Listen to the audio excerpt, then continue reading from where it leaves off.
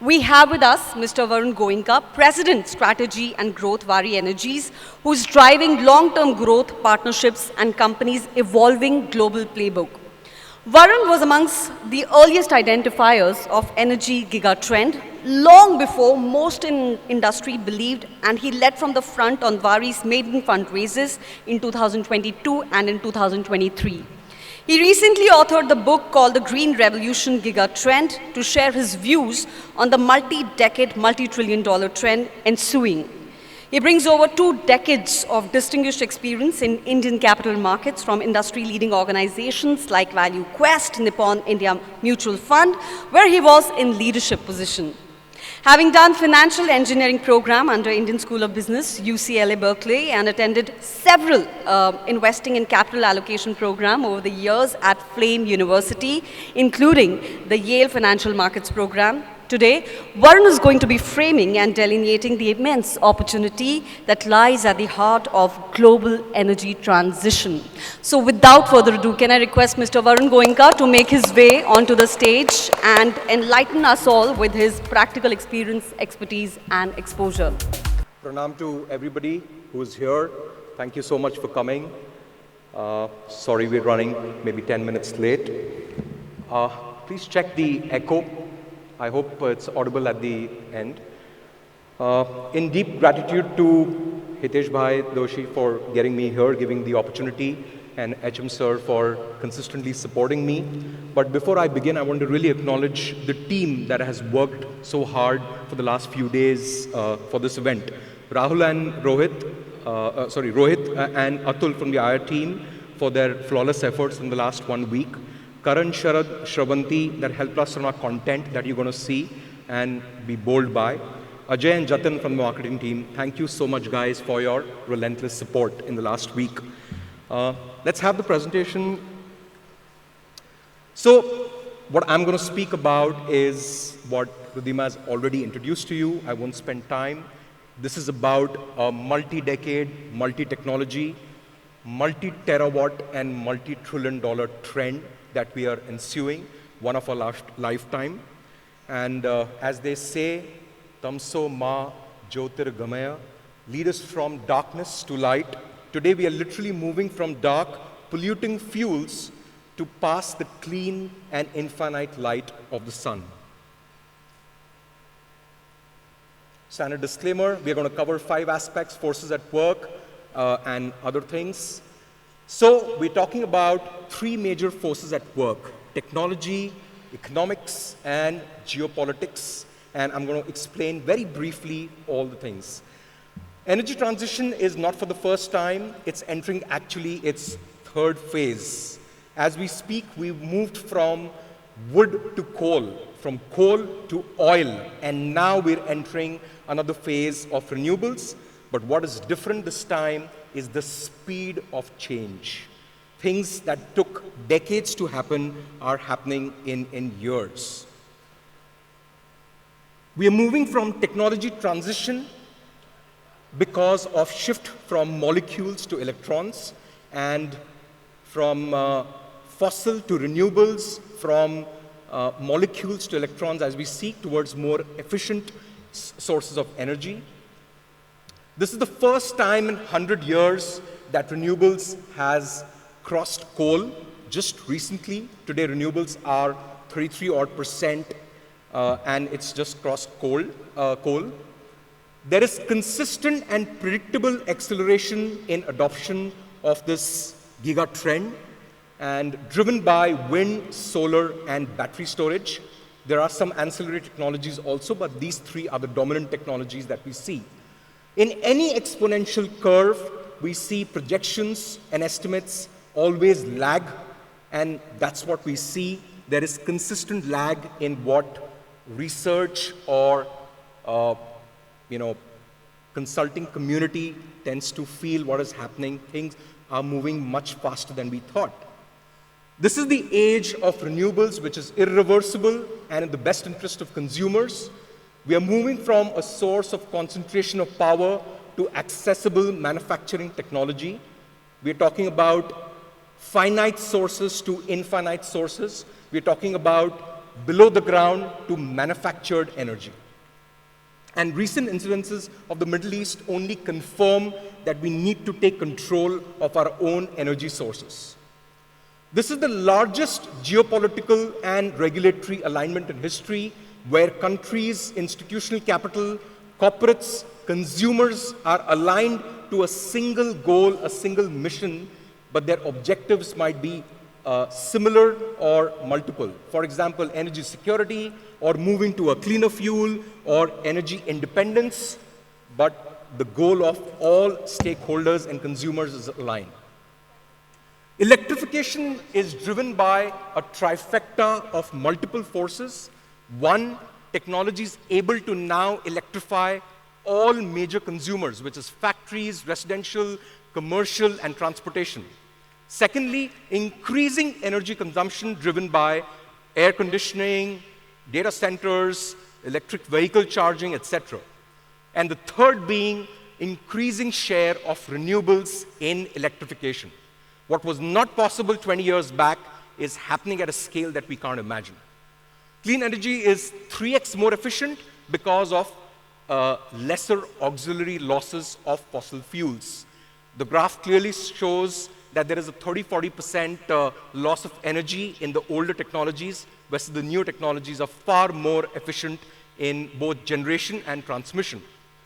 Energy independence is about taking control over your destiny of inflation, forex, and crucial significant savings of the country. Either you be dependent on oil to import every day, every week, or every year, or do one-time capex on renewables and reap the benefit for 25 years and beyond.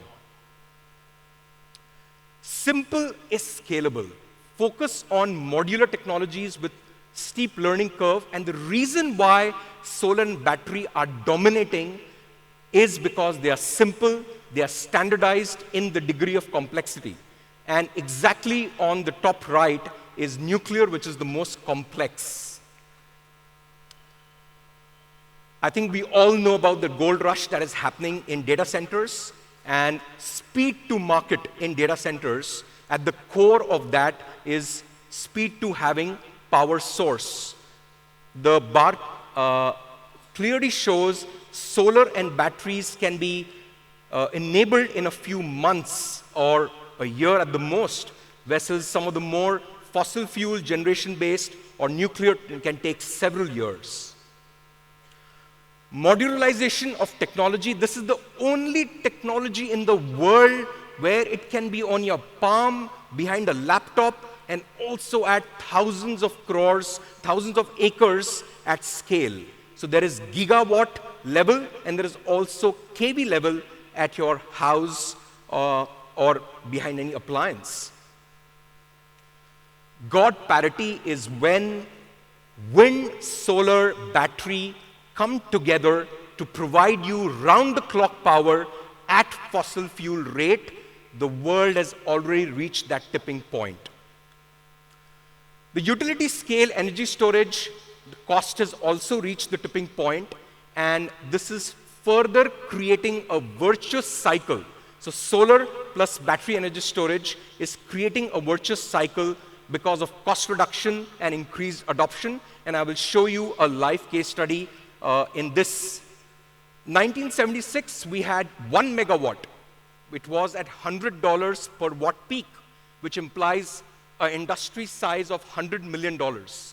Today, after 99.99% reduction in price, but the volumes went up almost 6 lakh times, the industry is standing at $72 billion because the world installed 600 gigawatt in CY25, approximately. So this is almost 700 times increase over 50 years and only accelerating. To give you an example, in 2000, that is 26 years back, the world was installing 1 gigawatt annually. And today, the world is installing 1 gigawatt every 12 hours. This is a new era, and how big is the trend going to be? We'll briefly cover it. This is the largest capex in history that we have ever seen or experienced, bigger than the Industrial Revolution 200 years back. So today we've reached close to $2 trillion of capex annually. In the last 5 years, close to 29% CAGR. In the last 10 years, close to 20% CAGR. And as I will show in the subsequent slides, we've barely scratched the surface. Overview of global power renewable penetration. If you see the middle highlighted area, the world today is at 17% wind plus solar. China is at 22%. India is at 14%. There is already clear evidence that renewable is not going to be a periphery technology, but can take the load, can become center stage. I need not mention, all of you know that Elon Musk has been tweeting forever that solar plus battery can actually be 90% of the power of the world. We are hitting an inflection point where we reach terawatt installation age in a few years as we reach the end of the decade. This is the beginning of the trend in the S-curve. This is a very authentic report from a German institute which says 2025, we are at 2.2 terawatt, and over the next 25 to 30 years, we are set to reach 20 terawatt, and the estimates vary, but the broad message is that solar can become 10 to 20 times over the next few decades. Battery storage is only going to be a further accelerator. So the world could shift to 14% solar generation in the next year odd, driven by battery energy storage now coming on stream. It's simple, mota hisab ki pehle jo solar excess generation hota tha during the day, now there is a technology to store that generation and release it during the non-solar hours when the tariff peaks. Solar annual investments are at $500 billion annually today, and mark you here that 50% of that investment is distributed solar, which is basically rooftop and CNI. So it's not just about the utility parks. And during the course of the speaker presentations, you will discover what we are doing at what scale. So if the world is investing $500 billion, China is investing close to $180 billion annually in solar. Now this implies the ex-China is investing close to $200 billion.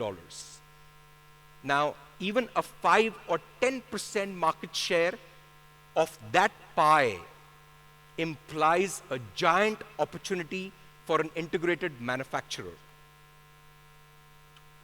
Both in absolute and relative intensity, as a percentage of GDP, the energy transition spend is going to significantly rise in the next few years.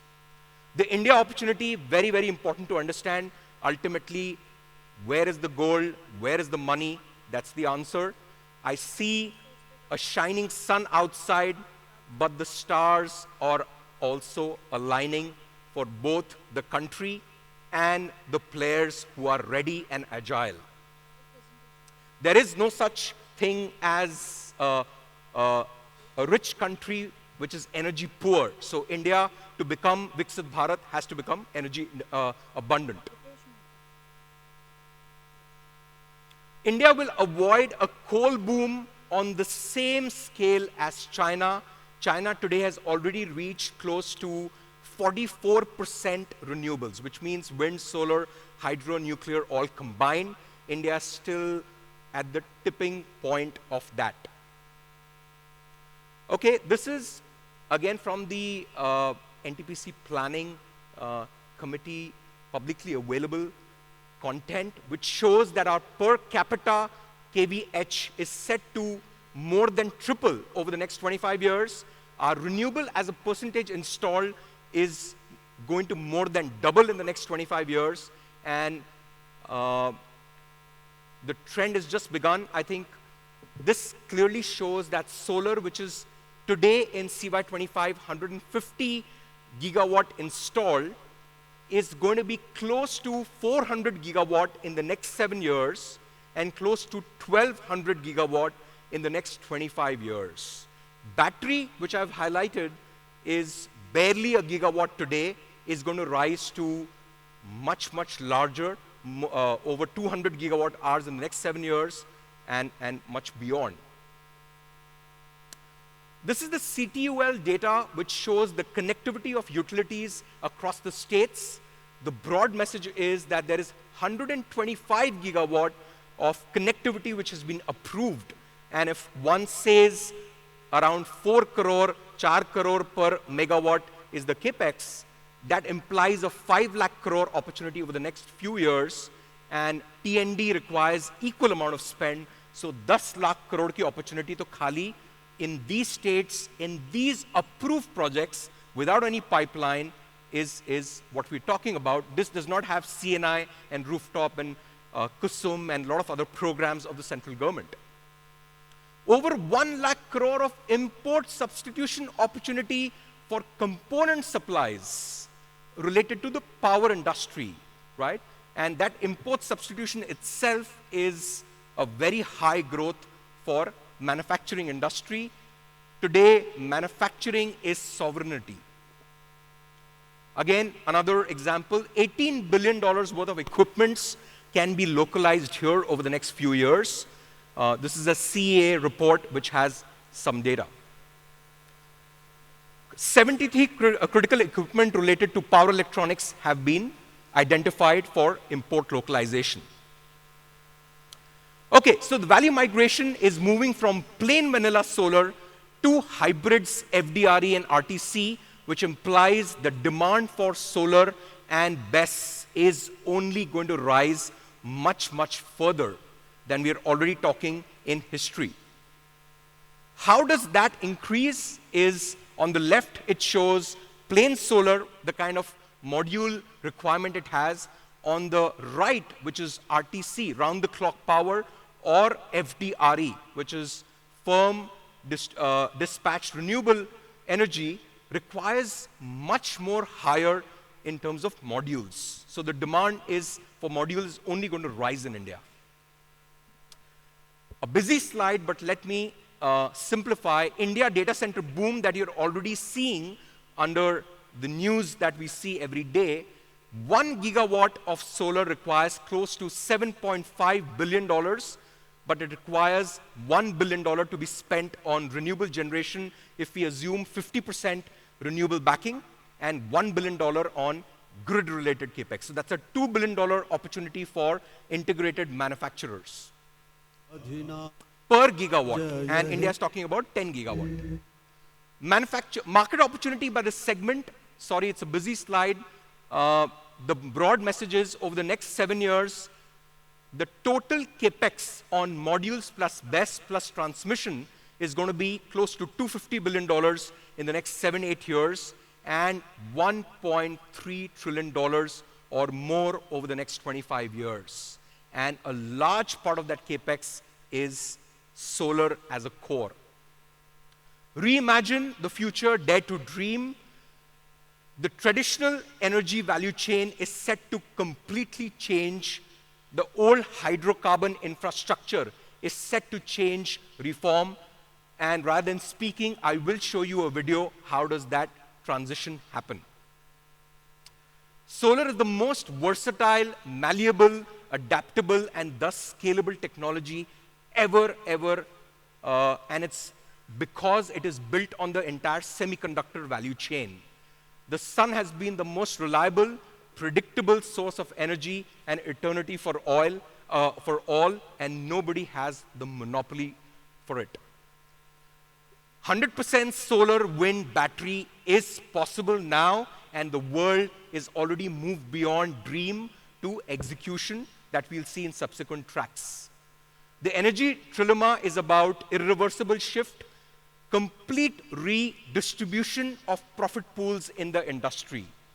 The old winners will not be the new winners, as you see in my in the subsequent slides, a presentation by the business heads. This is my founder chairman's vision, and incidentally, I got an image to explain that the core of energy is the sun. Sun is 99.99% of the energy source of the world. That energy can be harnessed through solar module technologies, different technologies related to flexible solar or others. That generation capture of modules can be sent to battery storage, and everything around us can be powered. If you see commercial and industrial, whether it be data centers, whether it be EV charging, whether it be residential, whether it be car parks, whether it be retail, everything in the world can be powered by this ecosystem. Thank you so much. I will request the video to be played. Seeing is believing. If picture speaks 1,000 words, a video will speak a million. This is how energy transition will happen. Please play the video at 1.25x. There is usually a long period of equilibrium where nothing seems to happen. And suddenly, everything changes. Take transport. Horses were the main way of getting around for thousands of years. Carriages got better, and their use spread, but the transport system remained the same. At the dawn of the 20th century, a convergence occurred that opened a window of extraordinary new possibilities. Innovations in steel and rubber production, the pneumatic tire, the combustion engine, made possible an affordable and functioning car. But there were huge barriers. Early cars were expensive and unreliable. There were no paved roads, no supply chains or mechanics, no manufacturing capacity, and few oil wells or refineries. Few people knew how to drive. Outside a few enthusiasts tinkering in their workshops, no one recognized the possibilities, least of all the horse and carriage industry, which dismissed early cars as a rich person's toy. But as costs and capabilities improved rapidly, the niche expanded through a self-reinforcing cycle of increasing demand and economies of scale, cost reductions, increasing investment, and accelerating innovation. The invention of the moving production line in car finance made cars even more affordable. The horse and carriage industry could not compete. Their deep expertise in the old system, their inability to see beyond their narrow lens, was their greatest liability. It's why disruptors always come from outside the incumbency. By the time the establishment realized what was happening, it was too late. The S-curve had overtaken them. Within 20 years, they were destroyed by a death spiral of dwindling demand, escalating costs, plummeting investment, and reversing economies of scale. Cars could go faster, further, carry more load, and created new market opportunities far beyond the niche of the horse. Cascading impacts were unleashed that changed everything. The transport industry was transformed, but so too were agriculture, retail, and mining, where we lived and worked, the structure of our cities. Cars transformed war, health, geopolitics, and the environment. They created previously unthinkable possibilities, both good and bad. This is our secret, a lens that reveals what goes on beneath the surface, where the complex forces that drive the patterns of change play out. Predicting the future based on past trends can help in times of stability. But in periods of rapid change, it can lead to big mistakes. That's because disruption isn't a straight line. It comes with rapid change and sweeping, far-reaching consequences that can transform entire industries in a handful of years. Who would have thought the smartphone could disrupt the oil industry? But that's what's so fascinating about disruption. It's not limited to technology, but has the power to change society at large. Adit Jayate Vrishti, from the sun comes life, giving rain and energy. The sun is the ultimate sustainer. Thank you so much for the patient listening. Let us build this future bright.